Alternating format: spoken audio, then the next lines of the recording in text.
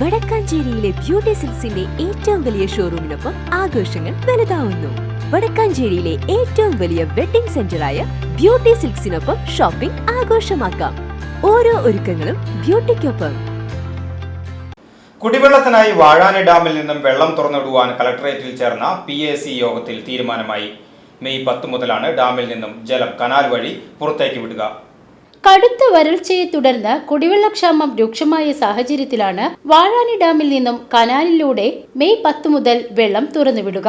കളക്ടറേറ്റിൽ ബുധനാഴ്ച 11 മണിയോടെ ചേർന്ന പ്രൊജക്ട് അഡ്വൈസറി കമ്മിറ്റി യോഗത്തിൽ വാഴാനി ഡാമിൽ നിന്നും കനാലിലൂടെ വെള്ളം തുറന്നുവിടാൻ തീരുമാനിച്ചു. മെയ് 10 രാവിലെ 8 മണിക്ക് തുറന്നുവിടുന്ന വെള്ളം 5 മുതൽ 7 ദിവസം വരെയാണ് തുറന്നുവിടുക. നിലവിൽ 3.51 mm³ വെള്ളമാണ് അവശേഷിക്കുന്നത്. ഇതിൽ 1.34 mm³ വെള്ളമാണ് പുറത്തേക്ക് വിടുക. തെക്കുംകര കുടിവെള്ള പദ്ധതിക്ക് ആവശ്യമായ കരുതൽ ശേഖരം കഴിഞ്ഞുള്ള വെള്ളമാണ് തുറന്നുവിടുക.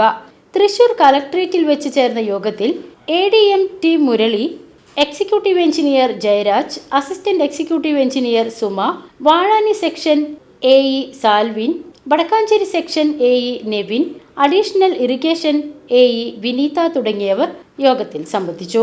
കനത്ത വേനലിൽ വരൾച്ചയെ നേരിടാൻ വാഴാനി ഡാമിലെ വെള്ളത്തിന്റെ അളവ് പരിശോധിച്ച് സാധ്യമായ നടപടികൾ സ്വീകരിക്കണമെന്ന് സേവ്യർ ചിറ്റിലപ്പിള്ളി MLA ജില്ലാ ഭരണകൂടത്തോട് ആവശ്യപ്പെട്ടിരുന്നു.